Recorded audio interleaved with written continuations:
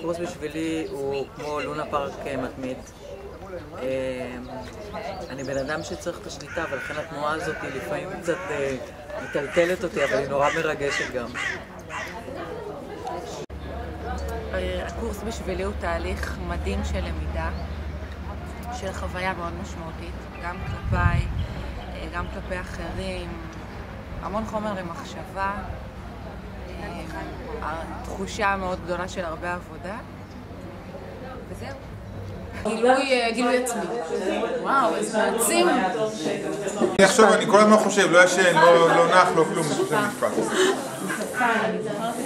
אז אני בעצם חושבת על קשת שנמצאת בשמיים ומלאה בכל הספקטרום של הצבעים, כל מגוון וכל עולמות התוכן שנמצאים בחיים שלי, ובכל עולם תוכן בצורה כזו או אחרת הפכתי להיות הרבה יותר עוצמתית.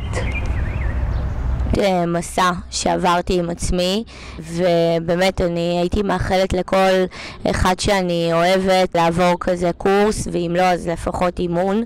התחלתי במקום אחד ואני לקראת סיום במקום אחר. למדתי המון, התחזקתי, אני מרגישה שהתחזקתי, שחיזקתי שרירים.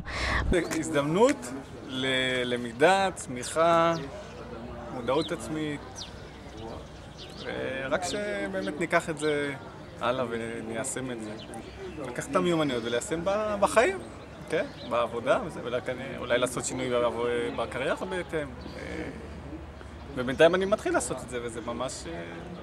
זה עושה הבדל, זה באמת עושה הבדל. גם מקום לרכישת ידע, אבל זו הזדמנות בשבילי, הייתי אומר, לגלות את עצמי, או לגלות פנים אחרים אצלי, וביישום אני רואה איך זה בא לידי ביטוי, וזה רק טוב, כן? מומלץ לכולם.